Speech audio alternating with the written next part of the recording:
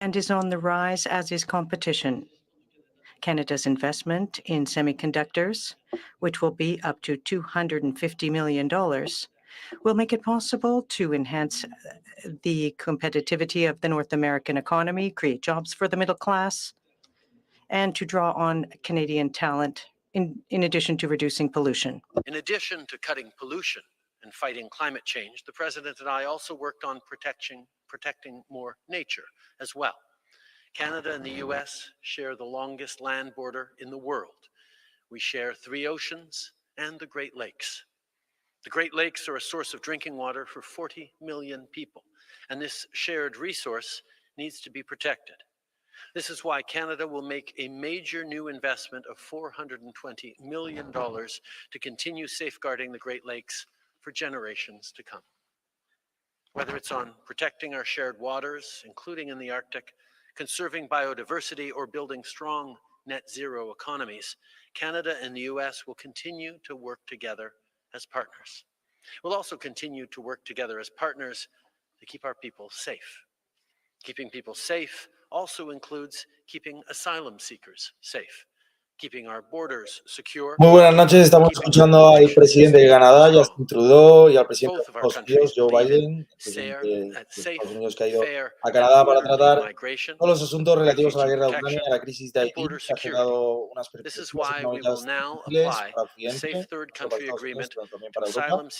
Van a tratar pues cómo hacer frente a esa crisis económica y esa crisis de abastecimiento que se está sucediendo desde que empezó la guerra de Ucrania. Veremos a ver qué es lo que exponen y qué nuevos planes y nuevas iniciativas van a exponer tanto en Canadá como en Estados Unidos. When the agreement comes into force as of midnight tonight, border officers will return people crossing the border to the closest Canada-US border crossing. Our teams have worked hard to achieve this agreement.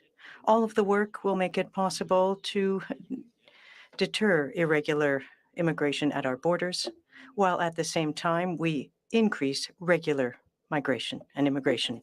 Is always our top priority. Last year, I had the opportunity to visit NORAD personnel in Colorado. NORAD plays a central role in detecting, deterring, and defending against aerospace threats to our shared continent. NORAD has protected North America for over 60 years, and we're continuing our work to meet the evolving security challenges we face today. Canada is making major investments to modernize surveillance systems. And on top of that, we will invest to modernize and build new infrastructure to support the arrival of our 88 new F-35 fighter jets, so that, most importantly, we can support our men and women in uniform who keep us safe. This bolsters Canada's defense abilities for the coming decades. Of course, protecting our countries also means continuing our work to make our borders more secure and keep people safe. The opioid overdose crisis is having devastating consequences in our communities. We're going to disrupt the cross-border movement of chemicals used in the illegal production of fentanyl. Canada and the United States will build a global coalition against synthetic drugs. We must stop the traffic of synthetic opioids while at the same time focusing on a public health response. If we want to keep Canadians and Americans safe at home, we have to continue defending our values around the world. Values like democracy, the rule of law, and respect for the international rules-based order. Today, we reaffirmed our steadfast support for the Ukrainian people as they defend themselves against Putin's brutal, barbaric invasion. We also talked about other parts of the world that are experiencing difficulties, like Haiti. As I said, Canada will keep Haiti in the heart of the solution for resolving this crisis. Today, I'm announcing that Canada will invest an additional $100 million to provide better police support to the National Police Force in Haiti. We will also impose additional sanctions on 2 other members of the Haitian elite who are benefiting from insecurity and violence. We are determined to increase international support for Haiti, including through humanitarian assistance. President Biden and I had very productive meetings. As I said a little earlier, our economic measures are also climate measures, security measures. The president recognizes the importance of acting on all of these fronts. Last time we stood together in this very room, you were the outgoing vice president, and we were embarking upon some challenging times in our relationship as a country, as two friends and countries. I have to say, through our conversations back then, through the work we've been able to do over these past 2 years, it has truly been an honor to be able to work with you for the benefit of Canadians and Americans, but also to continue to have a positive impact on the world in a very uncertain time. Your speech in Parliament a few minutes ago was filled with optimism grounded in a deep faith in people, in the character of the citizens we serve, and their ability to step up and meet the challenges before us. Like we have for many years, we will continue to work shoulder to shoulder as allies and friends to build a better future for Canadians and Americans alike. It is always a pleasure to stand beside you. It is always a pleasure to work with you. Right now, it's a pleasure to hand it over to you. Well, thank you very much, Mr. Prime Minister. And I can't think of a challenge we haven't met together when we sought to do it together. Excuse me. Before I speak of the progress of this trip, I was informed by my national security team on the way over here that about an attack in Syria yesterday, and the Iranian-backed militant groups used an unmanned aerial vehicle to strike one of our facilities, causing several American casualties. One of our citizens tragically died in that attack. And on the flight up yesterday, I spoke to our national security team and ordered an immediate response. Last night, U.S. military forces carried out a series of airstrikes in Syria, targeting those responsible for attacking our personnel. My heart and deepest condolences go out to the family of the American we lost and wish a speedy recovery for those who were wounded. But I'm also grateful for the professionalism of our service members who so ably carried out this response. And to make no mistake, the United States does not emphasize seek conflict with Iran, but be prepared for us to act forcefully, protect our people. That's exactly what happened last night. We're going to continue to keep up our efforts to counter terrorist threats in the region in partnerships with Canada and other members of the coalition to defeat ISIS. Now, let me get to today's business. It's wonderful to be back in Canada. I'm honored I had a chance to address Parliament this afternoon. They were very patient, and I appreciate it. And, you know, a little over 75 years ago, in his own address to Parliament, President Truman said, "No two nations are called upon to make great contributions to the world's rehabilitation." And, well, we are making great contributions to the world's rehabilitation, in my view. Today, as we stand at, as I said today, an inflection point in history, our nations are once again called upon to lead. And together, I believe we're answering the call. First, we've unleashed an economic potential of our people and our partnership that generates more than $2.5 billion in trade every single day. Secondly, we're transforming our hemisphere into a clean energy powerhouse, including extending the Inflation Reduction Act tax credits to electric vehicles assembled in Canada. And as we discussed over the last 2 days, we're also strengthening our supply chains for critical minerals and semiconductors that power our everyday lives. And today, we're making a $50 million available through the Defense Production Act to incentivize more U.S. and Canadian companies to invest in packaging of these semiconductors and printed circuit boards.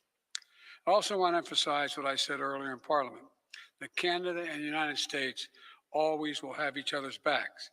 And we see this through NORAD as we work to modernize the world's only, and emphasize it again, the only binational military command. There's none other in the world. And we see it through NATO, where we're ensuring that we can meet any threat. And over the last year, we've seen it through our strong and unified support for the brave people of Ukraine, to which the Prime Minister spoke so masterfully today in Parliament and stepping up to provide critical humanitarian aid as well as security assistance, and for Canada's embrace of Ukrainian refugees. And as we head into the second year of Russia's brutal invasion, our unity is not going to break. We're going to keep the pressure on Putin through our historic sanctions and tariffs, and we're going to continue to provide Ukraine with training, equipment, humanitarian assistance it needs, and to defend itself against Russian aggression. And finally, as we deepen the global cooperation, we're also exploring our regional collaboration. As we discussed today, we're doubling down on our work to disrupt synthetic drugs, which have claimed too many American and Canadian lives. By bolstering our work together in the North American drug dialogue with Mexico and building on a new global coalition against synthetic opioids, we're working to get these killer drugs like fentanyl out of our communities. And together under the Los Angeles Declaration on Migration and Protection, and the Prime Minister has already spoken, we're also making good on our commitment to address the historic levels of migration in our hemisphere. Since we created dedicated pathways in the United States, the number of migrants arriving on our southern border has dropped precipitously. And I commend Canada for stepping up with a similar program, opening new legal pathways for up to 15,000 migrants to come to Canada from countries in the Western Hemisphere. Mr. Prime Minister, Canada and the United States has always been partners in progress. And today we're once again called to lead. I know that the United States can count on Canada to be our friend, doing the hard work, doing the historic work, doing the work that matters, and doing it together. I truly believe we're going to make some great contributions, and I am optimistic about the future. And that's not hyperbole. I'm optimistic. I really am. We're going to make a better future for the people of Canada, the American people, and in consequence for the whole hemisphere and around the world. Thank you. Thank you, Mr. President. Prime Minister, we'll be taking 2 questions from the American delegation, 2 questions from the Canadian delegation. 1 question, 1 follow-up. Mr. President, first question over to you. All right. I guess the first person I'm calling on is Josh. Josh. Thank you, Mr. President. 2 questions, 1 for each of you. Mr. President, you talked today about the security and economic partnership with Canada. President Xi just went to Russia and expanded China's economic commitment with that country.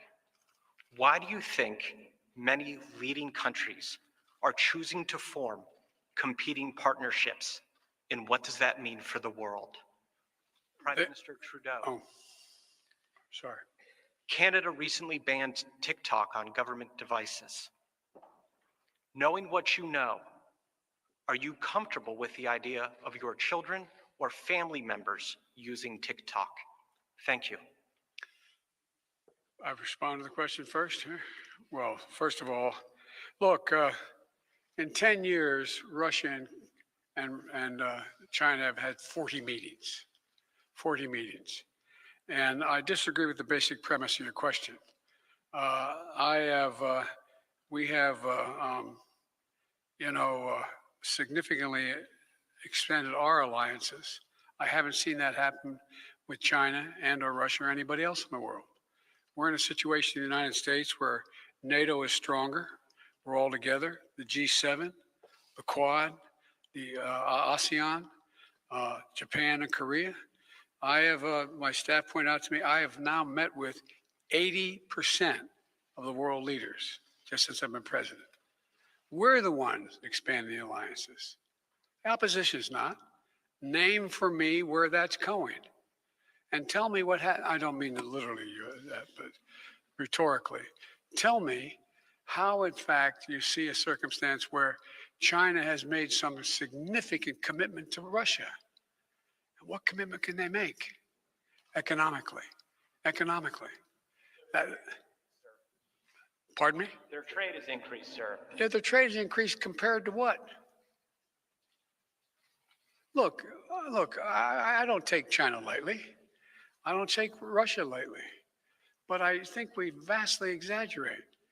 I've been hearing now for the past 3 months about China is going to provide significant weapons to Russia, and they're going to, well, I've been talking about that.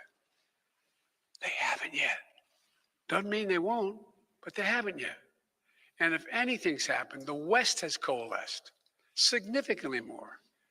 How about the Quad? How about Japan and the United States and South Korea? How about what we've done in terms of AUKUS? How about what so I just want to put it in perspective. I don't take it lightly what China, and Russia are doing. And it could get significantly worse. But let's put it in perspective. We are uniting coalitions. We, the United States and Canada. On TikTok, we made a similar decision to the American government and others when we said that we do not feel that the security profile is safe for government-issued phones. There are concerns around privacy and security, and that is why we have banned TikTok from government-issued phones. But your question, Josh, was about what I do as a parent of teenagers and my kids on social media. And on that, I am obviously concerned with their privacy and their security, which is why I'm glad that on their phones that happen to be issued by the government, they no longer access TikTok. That was a big frustration for them. Really, this applies to us too, Dad? Yes, I just did that. But I think as parents, we are understanding, particularly of teenagers, just how much of our kids' lives are lived online and how much they are impacted not just by influence the way their friends are and peer pressure that all of us went through as teenagers, but a degree of misinformation, disinformation, and malicious activity that is allowed for by incredible advances in technology that we are benefiting from in so many different ways. As governments, we have to make sure we're doing what we can to keep people safe in the public square, making sure we're pushing back against hate speech and incitations to violence online, and we're carefully calibrating legislation to do that. As a parent, I spend a lot of time talking to my kids about what's online and how they should try and go outside and play a little more sports and not get so wrapped up in their phones. And we're going to continue to do that. Our concerns around TikTok are around security and access to information that the Chinese government could have to government phones. It's just a personal side benefit that my kids can't use TikTok anymore that I recommend everyone to use my encouragement to try and do. Merci. On va prendre maintenant la question canadienne. Christian Noël de Radio-Canada. We'll now go to a Canadian question.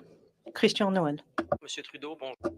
Good afternoon, Mr. President. Good afternoon, Mr. Prime Minister. I'd like to ask a question about Roxham Road. The agreement has been ready for a year. Why did you wait so long? And for the 15,000 migrants that Canada will welcome, why so few? What have we offered to the U.S. in exchange? Thank you, Christian. We've known for a long time, theoretically, what modernization needed to be made to the Roxham Road, to the agreement. We couldn't simply shut down Roxham Road and hope that everything would resolve itself, because we would have had problems. The border is very long. People would have looked for other places to cross. And so that's why we chose to modernize the Safe Third Country Agreement so that someone who attempts to cross between official crossings will be subject to the principle, the same principle as someone who should seek asylum in the first safe country they arrive at. Now, for people who are coming from the U.S., that is where they should be asylum seekers. Using this means of uniformly applying the agreement, which we knew theoretically would be the solution, but it takes complex processes to manage the border. It took months before we could move forward with the announcement. But by doing so, we protected the integrity of the system, and we're also continuing to live up to our obligations with respect to asylum seekers. At the same time, we continue to be open to regular migrants, and we will increase the number of asylum seekers who we accept from the hemisphere, the Western Hemisphere, in order to compensate for closing these irregular crossings. Thank you. Mr. President, this question is for you, but Monsieur Trudeau, sentez-vous bien libre de répondre aussi. Please feel free, Mr. Trudeau, to answer as well. Monsieur le Président, êtes-vous déçu que le Canada... Are you disappointed that Canada is not part or hasn't taken a bigger role in the multilateral forces in Haiti? And what would you like Canada to do more in addition to the $100 million announced today? Look, this is a very, very difficult circumstance. The idea of how do we deal with what's going on in Haiti, where gangs have essentially taken the place of the government, in effect. They rule the roost, as the saying goes. And so I think that what the Prime Minister has spoken about makes a lot of sense. The biggest thing we could do, and it's going to take time, is to increase the prospect of the police departments in Haiti having the capacity to deal with the problems they're faced. And that is going to take a little bit of time. We also are looking at whether or not the international community through the United Nations could play a larger role in this event, in this circumstance. But there is no question that there is a real, genuine concern, because there are several million people in Haiti, and the diaspora could cause some real, how can I say it, confusion in the Western Hemisphere. And so, but I think that what the Prime Minister is suggesting, and we are as well going to be contributing, to see if we can both increase the efficiency and capacity of the training and the methods used by the police department, as well as seeing if we can engage other people in the hemisphere, which we've been talking to, and they're prepared to do some. So it's a work in progress. Depuis 30 ans, For 30 years, Western countries have been involved in Haiti to try to stabilize the country, to try to help the Pearl of the Antilles, and the situation is atrocious. It's affecting the security of the people of Haiti. We must take action. And we must keep the Haitian people in the approach that we build for security. And that's why the approach that we are working on with the U.S. involves strengthening the capacity of the Haitian National Police, bringing more peace and security and stability. This won't happen tomorrow. It will, of course, be a long process, but we will be there to support the capacity of the police in Haiti, the national police. At the same time, part of the insecurity and instability in Haiti is because of the Haitian elite, who have for too long benefited from the misery of the Haitian people. They work for their own political gain, their own personal gain, and this has prevented the country from recovering. And that's why we're proceeding with sanctions. We will continue to bring pressure to bear on the elite, the political class in Haiti, to hold them accountable for the distress facing the Haitian people, but to hold them accountable for ensuring their well-being. We're going to continue to work together. We fully understand how important this task is. Mr. President, over to you. Can I follow up with one point on Haiti? And that is that any decision about military force, which is often raised, we think would have to be done in consultation with the United Nations and with the Haitian government. And so that is not off the table, but that is not in play at the moment. I'm sorry. Over to you for the question, Mr. President. Jordan, you have a question? Thank you, Mr. President.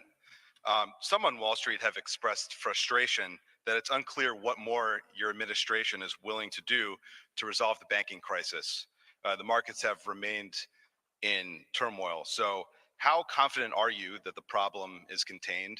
And if it spreads, what measures such as guaranteeing more deposits are you willing or not willing to take? First of all, have you ever known Wall Street not in consternation? Number one. Look, I think we've done a pretty damn good job. People's savings are secure, and even those beyond the $250,000, the FDIC is guaranteeing them, and the American taxpayer is not going to have to pay a penny. The banks are in pretty good shape.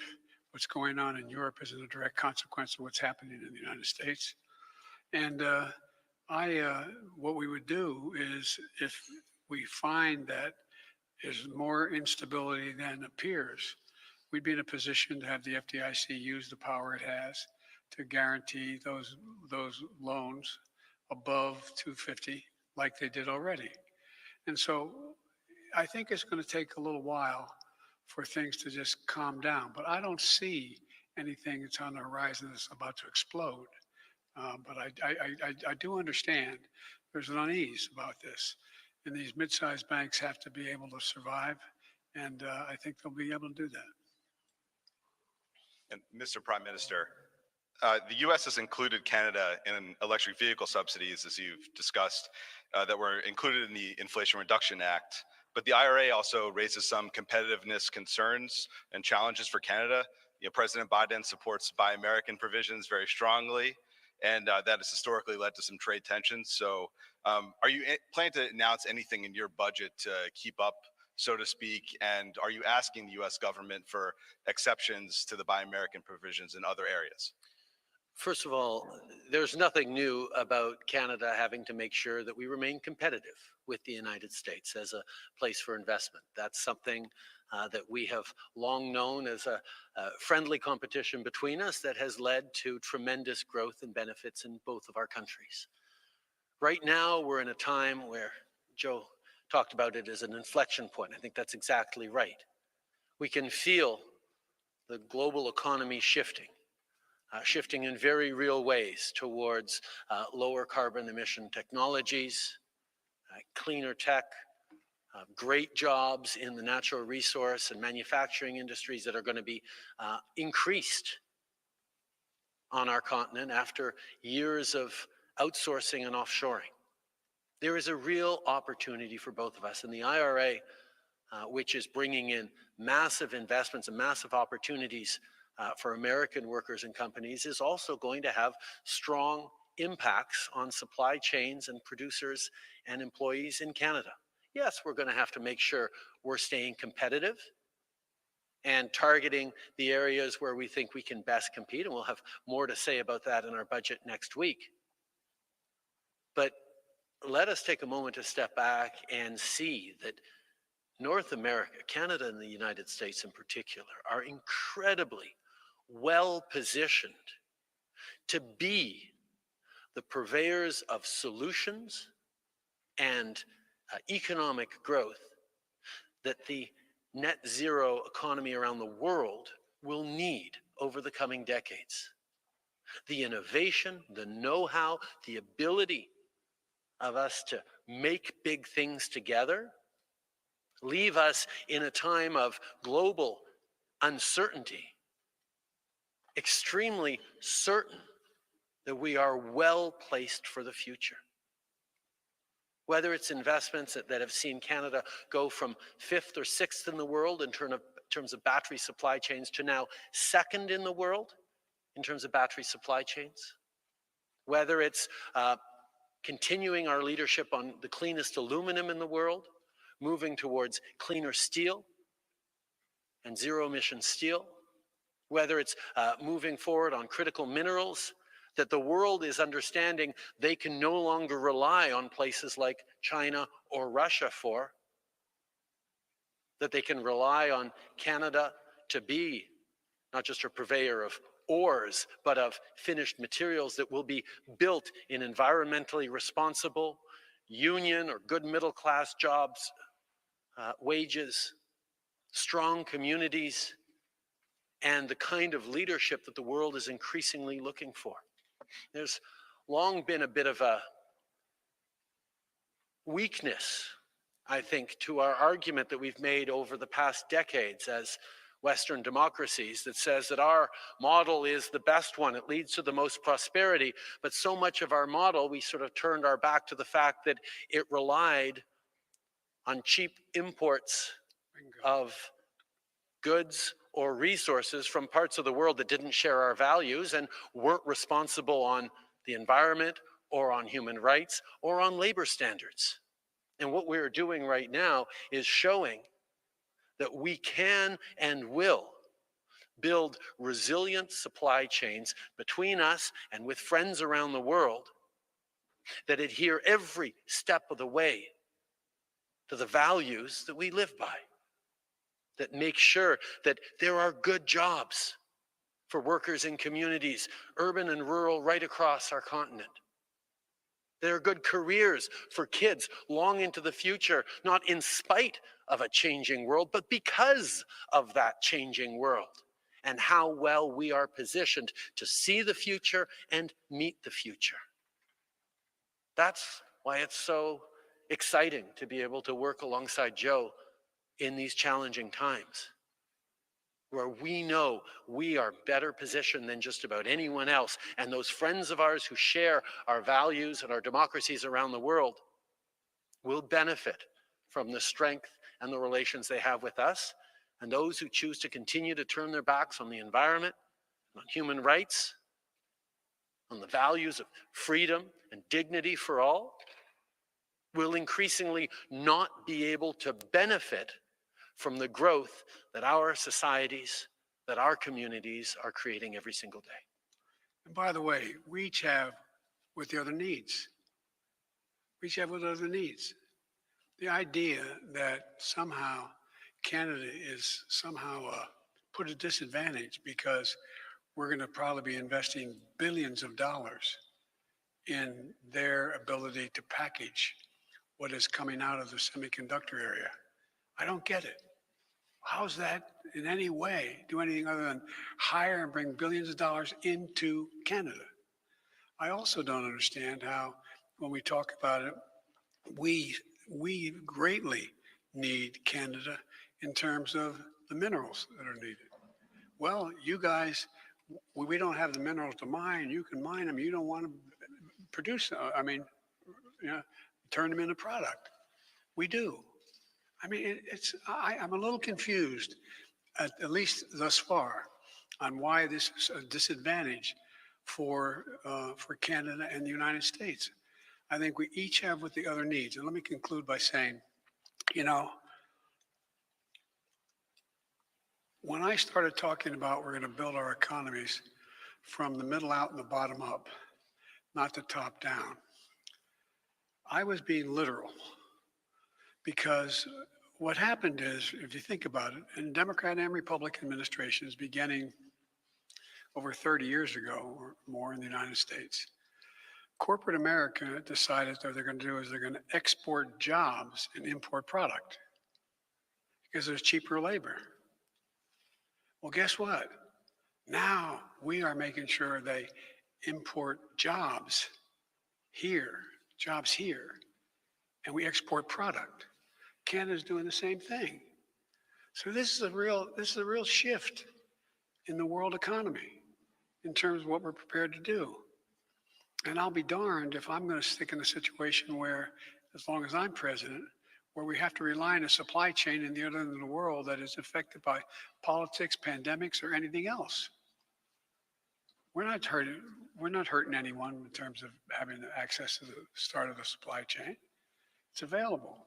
But again, I predict to you, you're going to see, after we're both out of office, both China out of the game in terms of many of the product they're producing, and the United States and Canada pretty solid, economically situated for the future in terms of also bringing back manufacturing jobs. Merci. Sorry. And they're telling me I'm talking too long because we got to go to dinner. Thank you. On va prendre maintenant une dernière question. We'll take one last question. My first question is for the Prime Minister, but Mr. President, feel free to weigh in before my follow-up. Prime Minister, we know that you've appointed a special rapporteur, but with what we've learned about Han Dong's communication with the Chinese Consular General, do you believe he advocated for the delayed release of the two Michaels? First of all, Han gave a strong speech in the House that I recommend people listen to, and we fully accept that he is stepping away from the Liberal caucus in order to vigorously contest these allegations. But I do want to take a step back and point out that foreign interference by authoritarian governments like China, Russia, Iran, and others is a very real challenge to our democracies and is absolutely unacceptable. It's why over the past number of years, the President and I have had many conversations about this, and indeed, we'll continue to work together with our democratic allies around the world to keep our institutions and our democracies safe from foreign interference. In 2018, when Canada hosted the G7 in Charlevoix, we actually created the G7 Rapid Response Mechanism to protect our democracies in cases of interference. And we will continue to work together to make sure we're doing everything necessary to protect our democracies, which by definition are more open and therefore more vulnerable to foreign actors trying to weigh in our politics, in our business, in our research institutions, and particularly impact on citizens themselves, which is why over the past years, Canada, like our allies around the world, has given itself new, rigorous tools to counter foreign interference. And with the work that our expert rapporteur will do, with the work that our National Security Committee of Parliamentarians will be doing, and other institutions, we will continue to do everything necessary to keep Canadians safe. Nothing to add. Thank you. And Mr. President, when you took office, you canceled the Keystone XL pipeline. This week, your government delayed the environmental assessment to reroute Enbridge Line 5. And at the same time, you're approving oil drilling in Alaska. So what's your response to people who say it's hypocritical to stymie Canadian energy projects while allowing your own? First of all, I don't think it is, but I'll be very brief. The difficult decision was on what we do with the Willow project in Alaska. And my strong inclination was to disapprove of it across the board. But the advice I got from counsel was that if that were the case, I may very well lose in court and lose that case in court to the oil company, and then not be able to do what I really want to do beyond that. And that is conserve significant amounts of Alaskan sea and land forever. I was able to see to it that we literally able to conserve millions of acres, not a few, millions of acres of sea and land forever, so it cannot be used in the future.